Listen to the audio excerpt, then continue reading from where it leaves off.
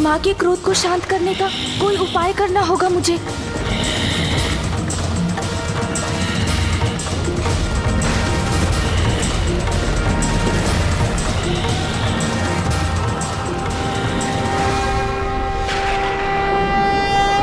जगदम्बे जगजननी सिंह आरूढ़ा, जय माँ उमा स्वरूपा। संकट घड़ी सदा आप ही टाले, जग जननी जग को संकट में न डाले। महिषासुर वध था कात्यायनी लक्ष्य, शांत हो माँ हुआ पूर्ण उद्देश्य। क्रोध तजो माता शस्त्र रखो सब, ममता मई मूल रूप धरो अब। विनती सुनो माता छोड़ो आवेशा, करबद्ध करता निवेदन गणेशा। जगदम्बे जगजननी सिंह आरूढ़ा, जय माँ उमा स्वरूपा।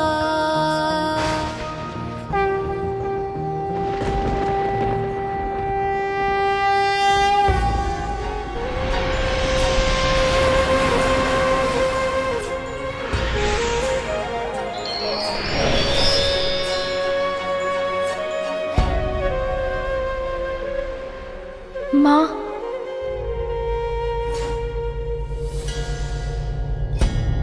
छोटे छोटे हाथ पांव लंबोदर देवा, प्यारी सी मुस्कान अति सुंदर देवा। बालक भगवान को रिझाती माता। आप हमें छोड़कर चली गई थी माँ, तो मैं बहुत अकेला पड़ गया था। पुत्र, तुम्हें अनुमान भी नहीं। तुमसे दूर रहना और तुम्हें अपने से दूर भेजना मेरे लिए कितना कठिन था। कितना कठोर करना पड़ा था मुझे अपने हृदय को, जब मेरे बालिक का रूप में तुम मुझसे भेंट करने आए थे। मैं तो कब से इस पल की प्रतीक्षा कर रहा हूँ माँ, कि कब आपका उद्देश्य पूर्ण हो और कब आप पुनः हमारे पास लौट आएं। देखिए ना माँ, वो समय आ ही गया। आप पुनः अपने मूल रूप में आ गई। माँ, माँ, माँ, गणेश जय प्रथम देवा, श्री गणेश जय विघ्न हरता। श्री गणेश जय गणेश जय गणेश जय। अब आप मुझे छोड़कर कहीं मत जाइएगा माँ।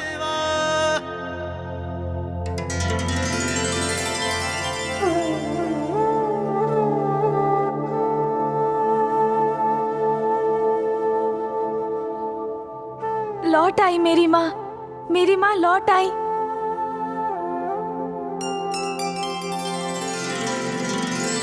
अब सब उचित है। माँ ने देवी कात्यायनी के अवतार का प्रयोजन पूर्ण किया। पिताश्री भी यही हैं। अब हमारा परिवार पुनः एक साथ होगा। हम सब पुनः सुखी होंगे।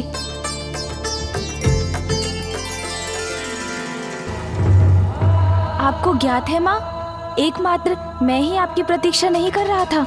पिताश्री भी पल पल आप ही का स्मरण करते रहते थे। आप स्वयं भी तो कुछ कहिए पिताश्री। बताइए ना माँ को कि आप भी उनसे वियोग नहीं सह पा रहे थे। महादेव, आइए ना पिताश्री, आइए।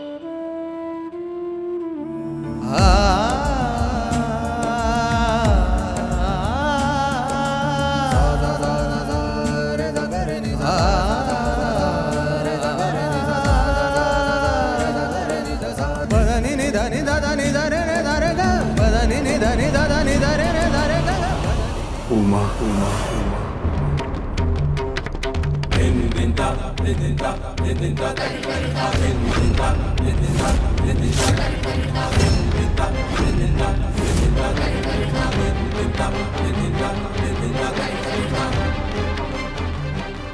उमा, मैं पुत्र, टल गया धर्म का महासंकट। सुरक्षित हुई धर्म की स्थापना। मेरे इस अवतार का उद्देश्य पूर्ण हुआ, अर्थात अब सब कुशल है। पिताश्री से माँ ने मुख मोड़ लिया।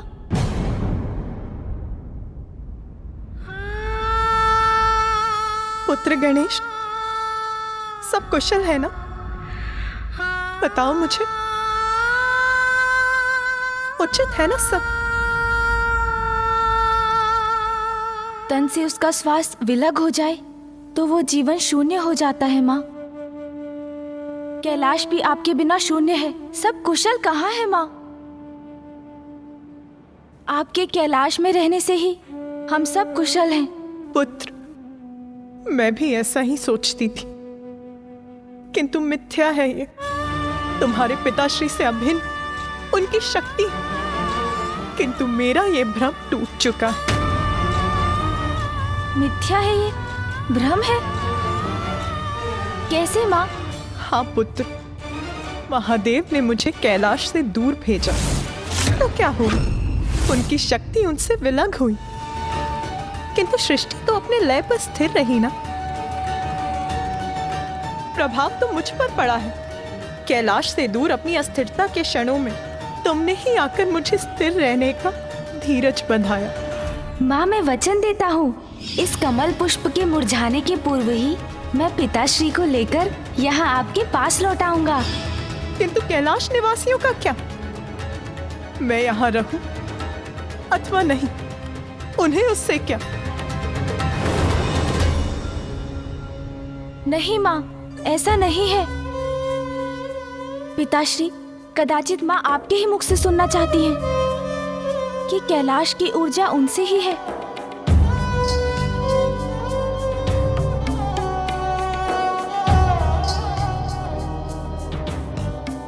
उमा, ज्ञात है मुझे, मुझसे क्रोधित हो तुम। क्रोध? और मैं? एक दोषी को इतना अधिकार कहाँ है महादेव? मैं तो मात्र अपने दोष का दंड भुगतने योग्य हूँ। उमा, क्रोध में व्यक्ति के भीतर ऐसे ही विचार उत्पन्न होते हैं। एक बड़ी भूल की थी तुमने, जिसका सर्वनाशी परिणाम था अंधकारी अंधकासुर का जन्म। महाशक्ति हो तुम, जगत जननी हो तुम, सत्य है तुमने अपनी भूल का प्रायश्चित किया है, किंतु क्रोध मर्यादा का उल्लंघन करवाता है। किंतु भूल स्वीकार कर उसे सुधारने वाला महान कहलाता है। मैंने भी तुम्हारे बिना हर पल हर क्षण उतनी ही पीड़ा सहन की है।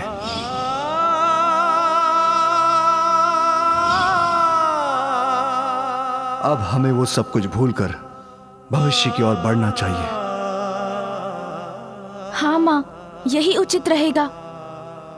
उचित है महादेव, किंतु मेरे मन में एक प्रश्न घुमड़ रहा है। जगत पिता क्या मर्यादा से परे है? आप अपनी भूल कब स्वीकारेंगे महादेव? कब स्वीकारेंगे महादेव?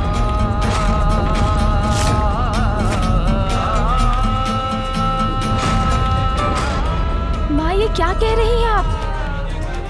पिताश्री की किस भूल की बात कर रही हैं?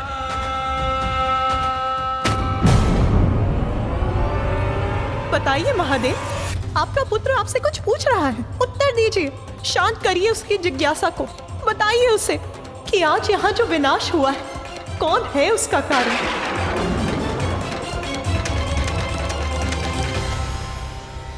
महिषासुर।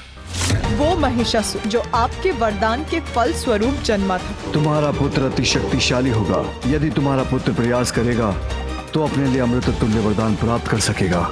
अंधकासुर मेरी भूल का परिणाम है, और महिषासुर प्रभु? देवी पार्वती, ब्रह्मदेव, भूल, दोष, परिणाम, विनाश, मर्यादा, इन सभी की बातें आज हो जाने दीजिए। भूल नहीं उमा, वरदान का परिणाम था महिषासुर।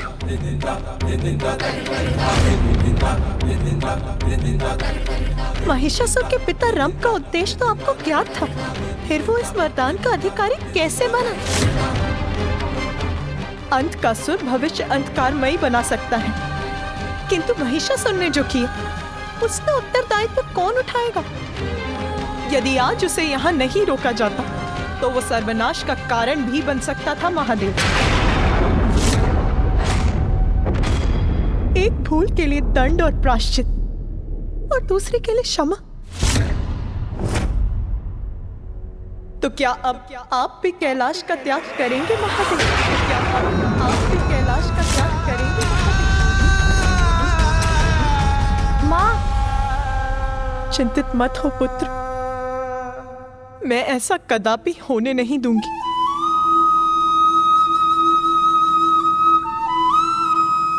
स्वामी, आपको कैलाश को छोड़कर जाने की या अपनी भूल का प्रायश्चित करने की कोई आवश्यकता नहीं है,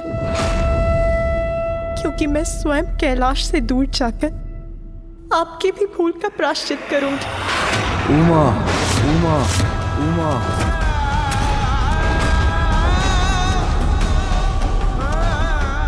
नहीं माँ, अब आपसे हम दूर नहीं रह सकेंगे।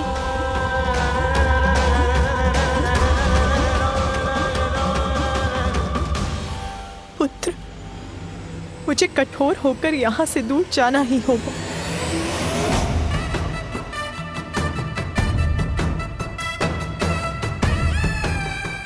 नहीं माँ, ऐसा मत कीजिए माँ, रुक जाइए माँ।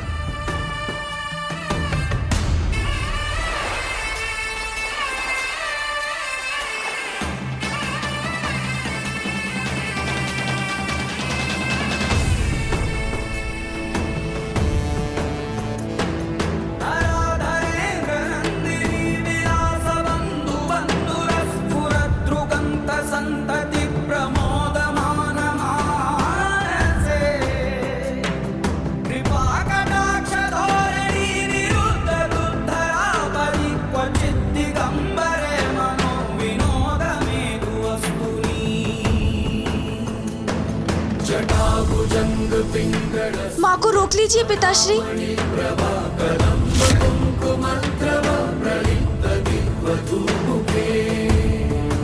फूफा जी, फूफा जी, फूफा जी, रोकिए ना माँ को। मामा जी, मामा जी, मामा जी, रोक लीजिए ना माँ को।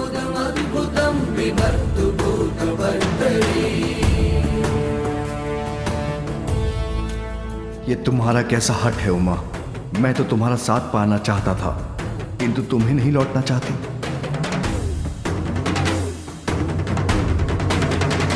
दर्शन दीजिए महादेव, दर्शन दीजिए महादेव।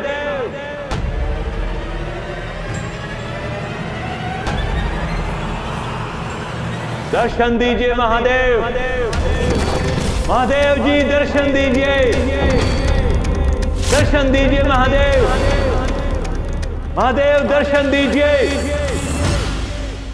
पिताश्री, कुछ कीजिए ना पिताश्री, माँ को लौटा लीजिए। तुम्हारी माँ अपना निर्णय ले चुकी है पुत्र, अब हमें भी अपने कर्तव्य के निर्वहन के लिए अपने निवास लौटना होगा। पिताश्री,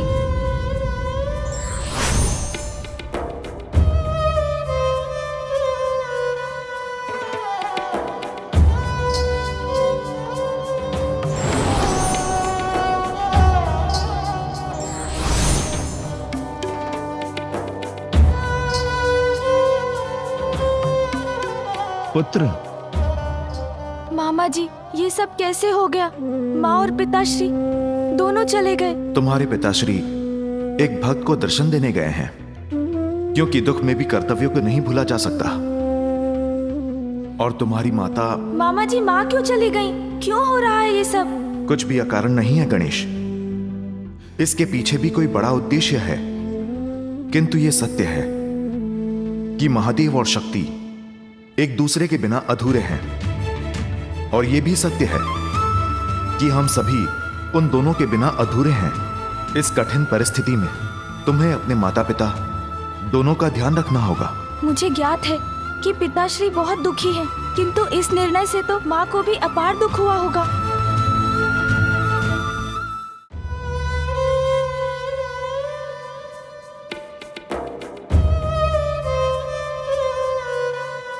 जगत पिता क्या मर्यादा से परे है? आप अपनी भूल कब स्वीकारेंगे महादेव? मैंने भी तुम्हारे बिना हर पल हर क्षण उतनी ही पीड़ा सहन की है। अंत का सुर भविष्य अंधकारमयी बना सकता है, किंतु महिषासुर ने जो किया उसका उत्तरदायित्व कौन उठाएगा? तो क्या अब आप भी कैलाश का त्याग करेंगे महादेव? ये क्या कर बैठी मैं? नदी की धारा तट को धुतकारते, वृक्ष में जीवन संचार करने वाली उसकी जड़ ही उसका आहत करते। स्वामी, आप तो मेरे सर्वस्व हैं। आपसे दूर मैं कैसे रहूंगी? स्वामी,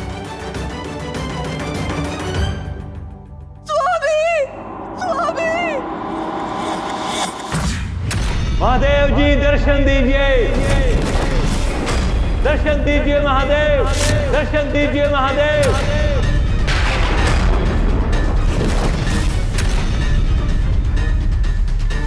महादेव स्वीकार कीजिए मेरी विनती प्रभु, मुझे असुर गुरु पद से मुक्त होने की अनुमति दीजिए, अन्यथा मैं अभी इसी क्षण इस जल से संकल्प कर इस पद का परित्याग करना चाहता हूं।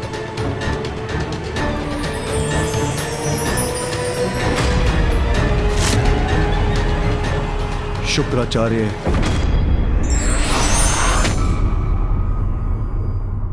माँ, माँ, माँ। पार्वती के मन में उमड़ी ममता, माँ की गोद में आए विघन हरता। पार्वती के मन माँ। में उमड़ी ममता,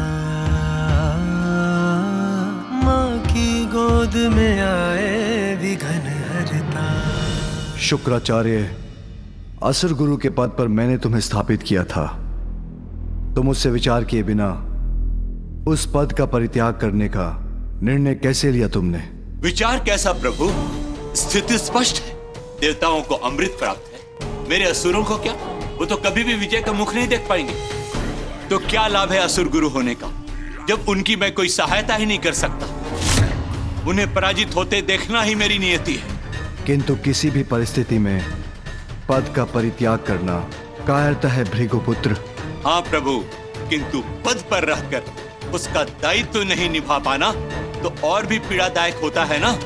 इसलिए असुरों के साथ न्याय कर उन्हें भी अमृत प्रदान कीजिए, अन्यथा आप मुझे इस पद से मुक्त कीजिए प्रभु। शुक्राचार्य, मैं तुम्हें अमृत तो नहीं दे सकता, उचित है प्रभु, किंतु किसी के साथ अन्याय भी नहीं होने दे सकता। महादेव, असुरों और देवताओं के मध्य न्याय और अन्याय का भेद जिस उपाय से मिट सकता है आप अस्वीकार कर चुके हैं। मैं असुरों को अमृत नहीं दे सकता, किंतु देवताओं के साथ युद्ध करने के लिए अमृत तुल्य विद्या मृत संजीवनी प्रदान कर सकता हूं।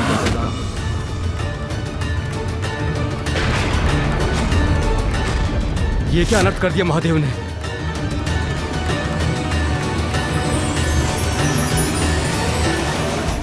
इस विद्या से तुम मृत असुरों को पुनः जीवित कर सकोगे। मैं धन्य हुआ भोलेनाथ, समस्त दैत्य असुर राक्षस कृतार्थ होंगे आपके इस न्याय से।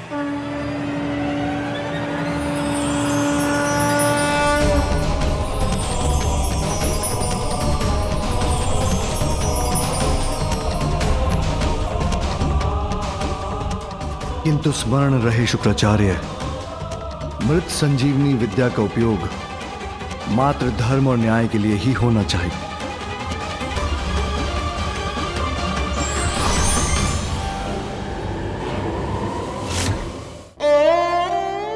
आप और पिताश्री तो एक दूसरे से पूर्ण होते हैं माँ, तो एक दूसरे से विलग होकर कैसे रह सकते हैं? चलिए माँ, लौट चलिए कैलाश। पुत्र, खड़क का प्रहार सहा जा सकता है, किंतु अपनों के तीक्ष्ण शब्दों की धार किसी भी खड़क से कहीं गहरा घाव करती है। जो तीक्ष्ण शब्दों का प्रहार मैंने तुम्हारे पिताश्री पर किया है, वही अनेकों गुना होकर मुझे सता रहे हैं। अब जो करना है मुझे ही करना होगा, इसीलिए तुम जाओ पुत्र। तुम्हारे पिताश्री को तुम्हारी आवश्यकता है। तुम जाओ पुत्र।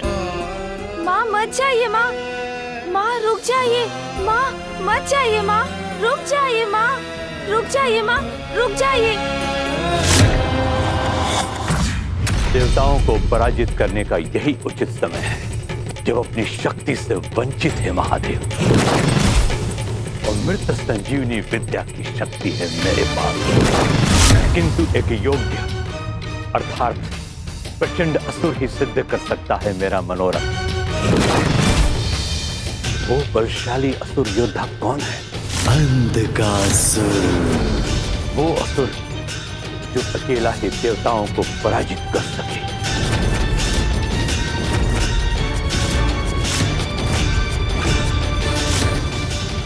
व्यक्ति को परिस्थितियों का दास नहीं बनना चाहिए, अपितु परिस्थितियों को अपना दास बनाना चाहिए। साथ ही धैर्य और विवेक से काम लेना चाहिए।